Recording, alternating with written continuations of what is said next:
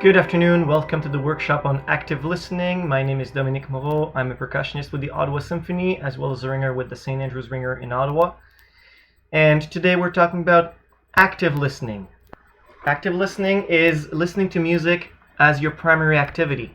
That is, unlike passive listening where you're listening to music in the background, for example, when you're watching a movie, when you're jogging outside maybe, when you're washing the dishes. Active listening is when you're not doing something else, you're focusing solely on the music. It is basically listening with a purpose or listening with the intent of, for example, learning the music, which is why I do most of my active listening. Now, the human ear is naturally drawn to certain things. The higher pitches, we will be naturally drawn to listening to that, which often in music is the melody. We're drawn to the human voice. We're used to listening to other people and to pick that out over ambient noise.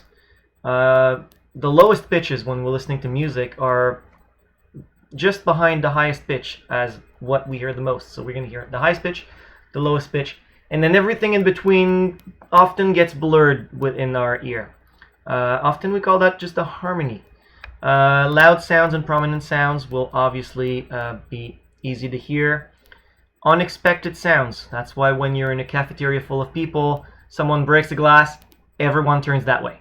Even though it's probably not the most important thing, but it was unexpected. And discordant sounds. That's why when you're listening to a choir and one person is singing off key, you might not know who it is, but you're listening to that one person more than the others. It's because we're naturally drawn to things that don't fit as well. So you can listen to a lot of stuff when you're listening actively. You can listen to the melody, the harmony, the rhythm of the music. I've put on the line here rhythm, tempo, meter. They're three different things, but they're related.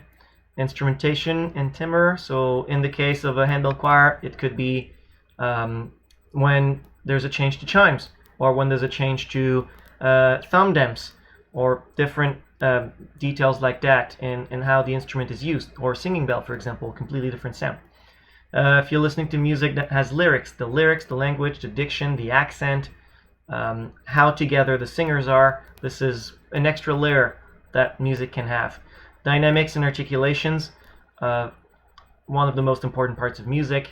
Often we forget about it. It's good to actively listen for that every now and then. Just if you're hearing them, you'll be likely to play them when you're playing the same thing. The form. I cannot stress this one enough. Super important. If something repeats 5 times in a piece you're learning, well, you've learned it once.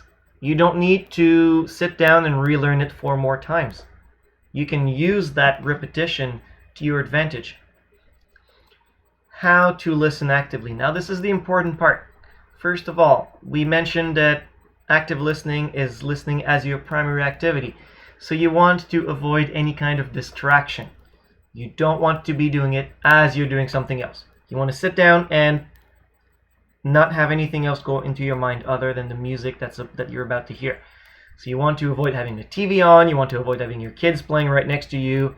You want to avoid opening the windows if you live on a big boulevard and the cars might make a lot of noise.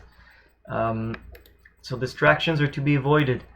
An example of distractions that we tend to forget is the music video. If you're listening to music and there's a music video on YouTube, this can be distracting. Humans are drawn to visuals more than the music or to the audio. So we will not be listening as actively if there's something in front of us. Same thing with lyrics or sheet music. Try to start listening without those. Eventually you might want to add them in, but when you're learning at first, I would advise against sheet music, against lyrics. When you're active listening, you're going to want to focus on different things. Your mind cannot focus on the whole thing at once. So layers is my favorite way. It's the way I start with usually. So different instruments.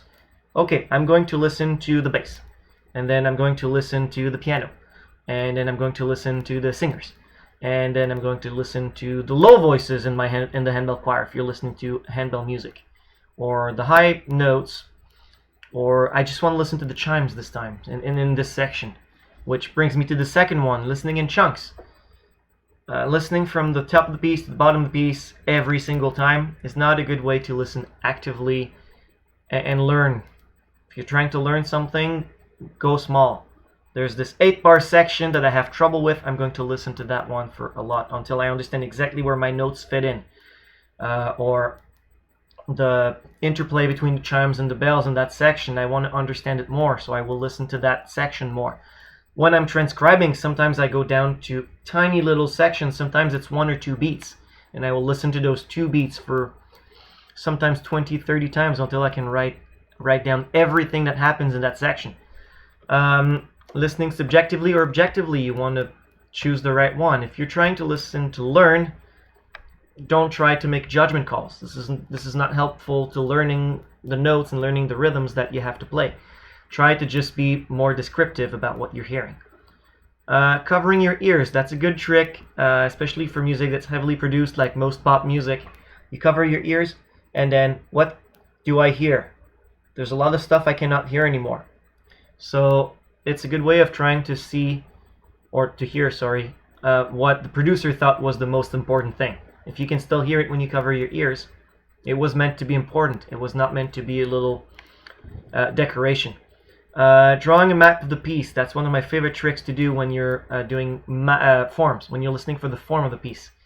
How often does this repeat? Have I heard this before? Oh yes, I have. Okay, you put that in your map when you're drawing it.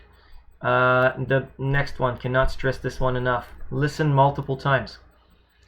You cannot learn everything the first time. You will need to listen to everything multiple times.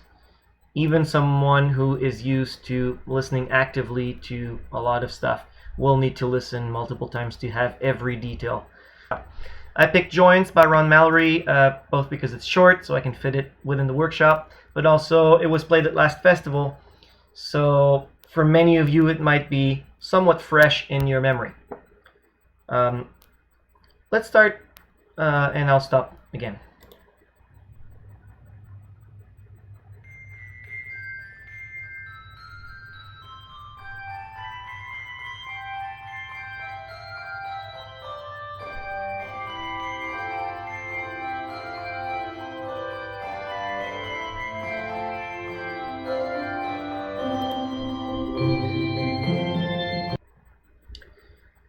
Stopping here after we've had the melody twice.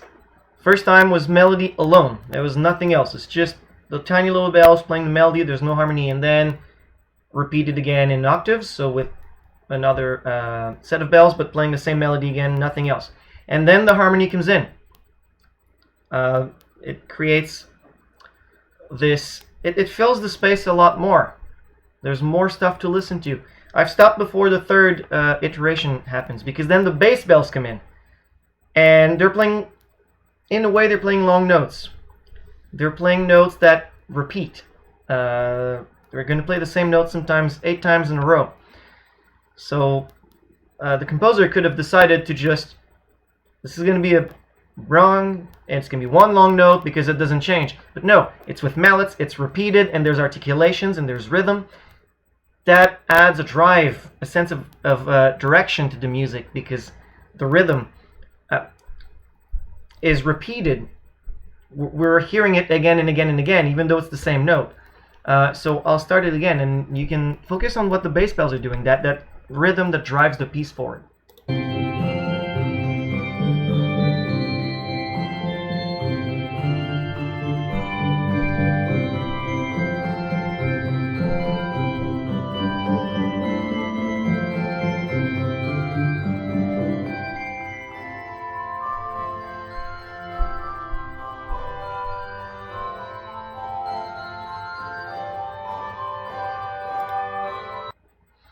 Stopping again, we just had what we could call a call and answer, a call and response between the chimes and the small bells.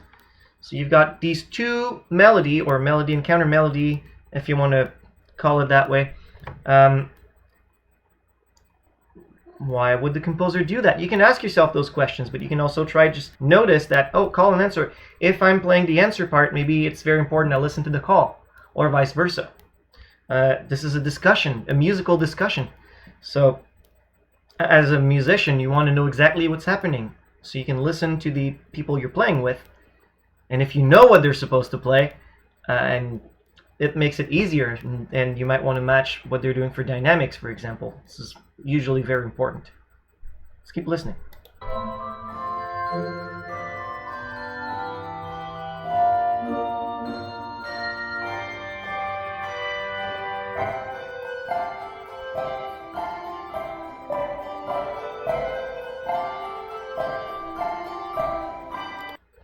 Here are the melodies in the bass bells. It's in bass clef, it's in the low bells. There's many recordings of this on YouTube, and many of them seems like they haven't noticed that. The top bells are playing their march so loud and you can't hear the melody. The bass bells don't project as much. It's hard for them to be loud. So if you know what's happening, you can adjust your playing. If you don't know what's happening, you might not notice it.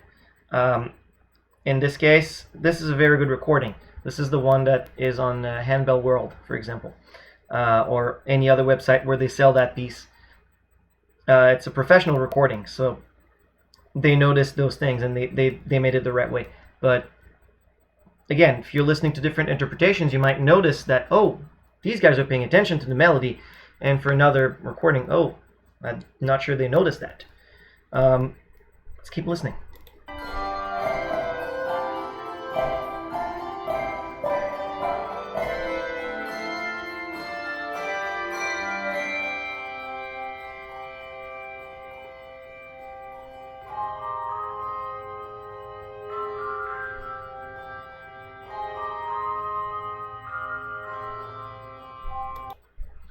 This section here has the chimes playing the melody, so it's a big change in the instrumentation.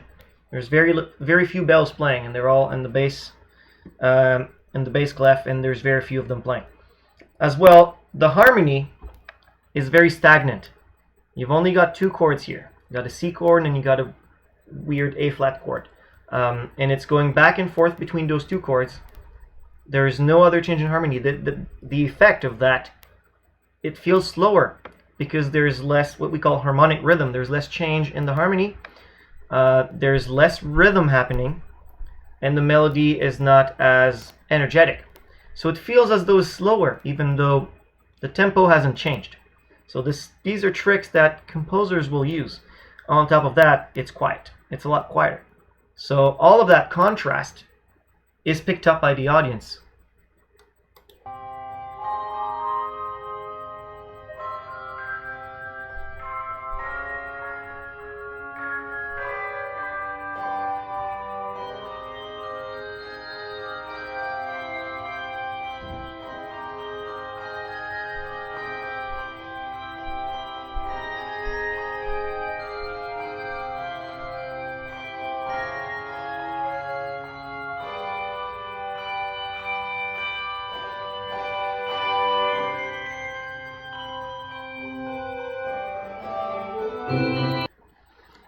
Now we get to the last repeat of the melody. So again, form, important. The beginning repeats here. It gets louder. There was just a big crescendo coming into that last section. So you want to listen to those dynamics. And in the last repetition, you'll notice the harmony changes. Or you might not have noticed, but the bass line changes. The bass line is going to move more in the first time. The first time it was just the same note repeated for sometimes one whole bar at a time. In this case, there will be a lot more motion in the bass line. There's still that driving rhythm in it with the articulations though. So listen carefully for that bass line.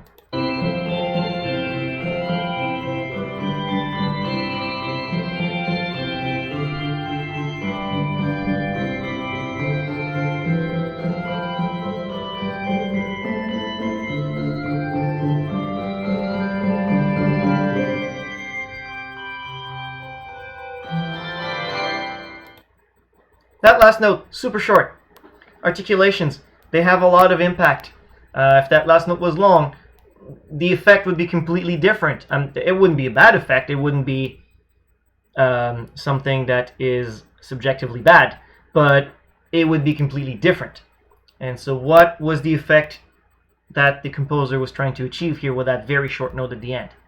So I hope this helps you learn how to listen actively, there's a handout that you can download and use. There's a lot of information. Just about everything I talked about is in there.